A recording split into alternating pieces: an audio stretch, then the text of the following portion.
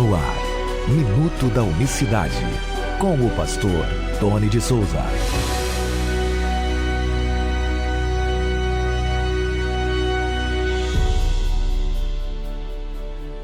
Olá, queridos, graça e paz da parte do nosso grande Deus e Salvador Jesus Cristo. Que Deus abençoe a todos nesta quinta-feira, dia 2 de junho de 2022.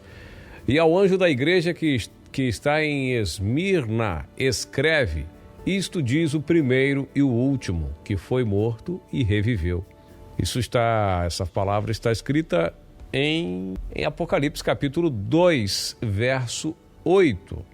Essas são as palavras do Senhor Jesus Cristo se apresentando aí à igreja de Esmirna. Eu sou o primeiro e o último. Aqui diz o primeiro e o último. Isto diz o primeiro e o último, que foi morto e reviveu.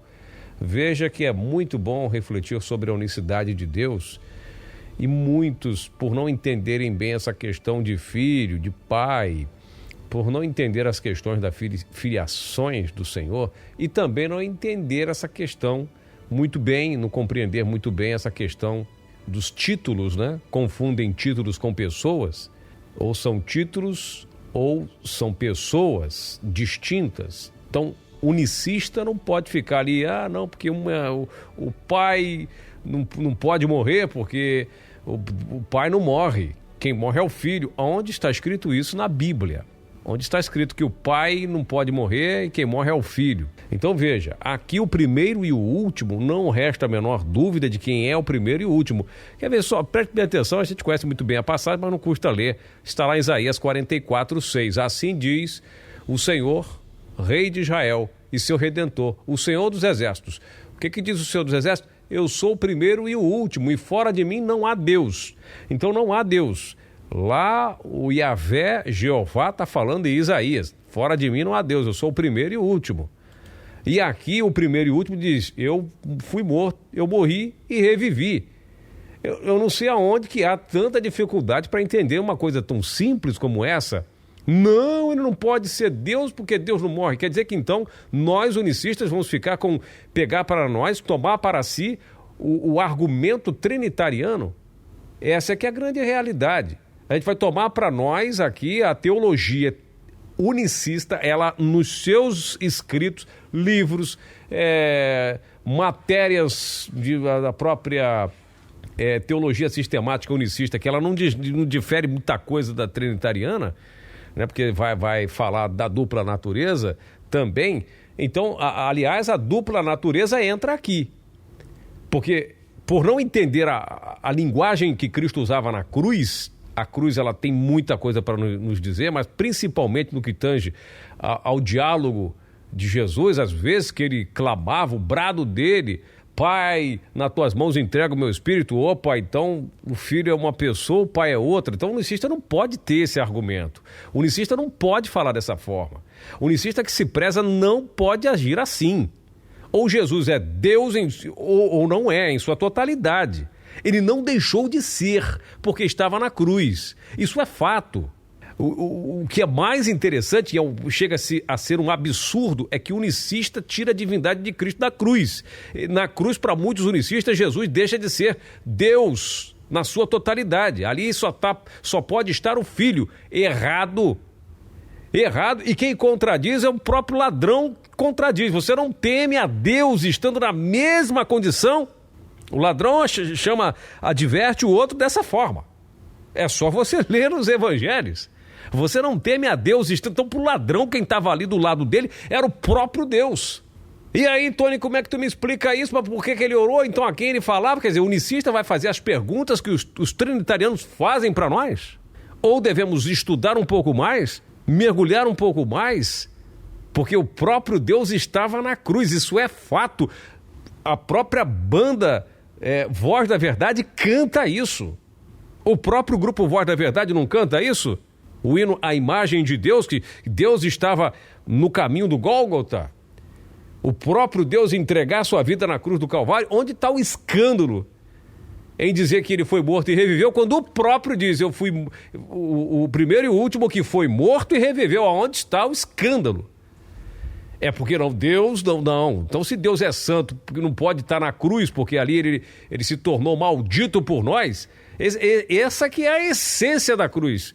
Essa que é a essência da cruz. A grande mensagem da cruz é essa mesmo. Não tem outro significado maior a não ser o amor. E o amor mesmo do nosso Deus é vir pessoalmente nos resgatar. Então, aonde é que está o escândalo em você falar que quem estava na cruz era o próprio Deus? Para o unicista que eu estou falando, evidentemente. Porque o trinitariano, tudo bem, ele não vai entender muito bem isso. Ele não vai entender isso.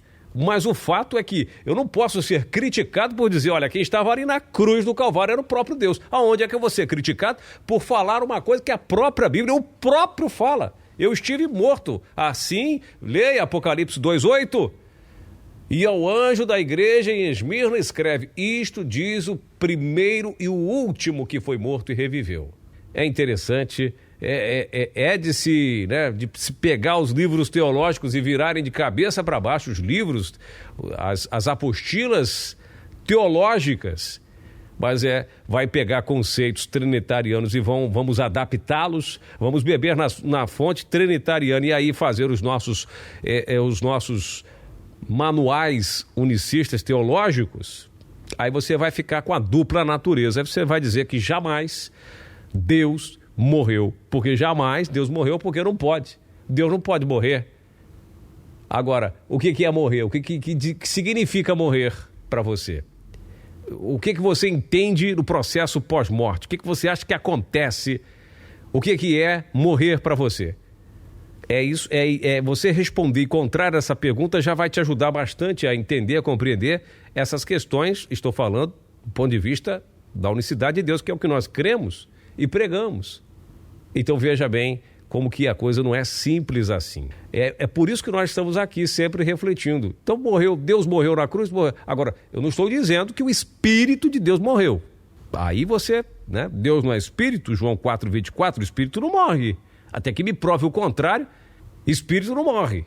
O que acontece no processo pós-morte, ou no processo da morte? O que acontece? O Espírito, que nós estávamos falando ontem no Minuto da Unicidade, a alma sai do corpo. O Espírito, a expressão dos espíritas, dos kardecistas, usa uma expressão que desencarna. E se desencarnou, o que morreu foi o quê? Foi o físico. Se desencarnou, se saiu da carne literalmente, então foi uma morte física. E qual é o escândalo? Atenção, unicistas de todo o Brasil, mande esse áudio para todos os unicistas. Aonde está o escândalo em dizer que o Senhor Jesus Cristo, o qual é o único Deus verdadeiro, teve uma morte, um processo de morte na sua carne.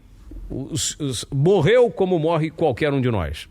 Quer dizer, como não, Porque a morte dele foi muito, muito agressiva. Não estou falando aqui do ponto de vista da violência, do sacrifício, estou dizendo isso, estou falando do processo ali. E o que aconteceu naquele período? Ficou como nós, no sepulcro, entrou em decomposição e não volta mais, vai aguardar a ressurreição naquele grande dia? Não. Ele fez muita coisa naquele período, que as Escrituras relatam muito bem, inclusive deu uma oportunidade para aquele ladrão que se arrependeu e teve naquela mesma noite um processo maravilhoso com ele, levando ele ao seu lugar de descanso, onde deveria, e foi tratar de outras questões, que a Bíblia explica muito bem, e aí as pessoas não entendem muito bem isso e acham um escândalo. Então você se escandaliza quando o próprio Deus diz assim, olha, assim escreve o primeiro e o último, que é Jeová dos Exércitos, Isaías 44:6, o primeiro e o último esteve morto e reviveu. Que Deus abençoe a todos. Amanhã nós voltaremos com mais uma edição aqui do Minuto da Unicidade, graça e paz. Minuto da Unicidade.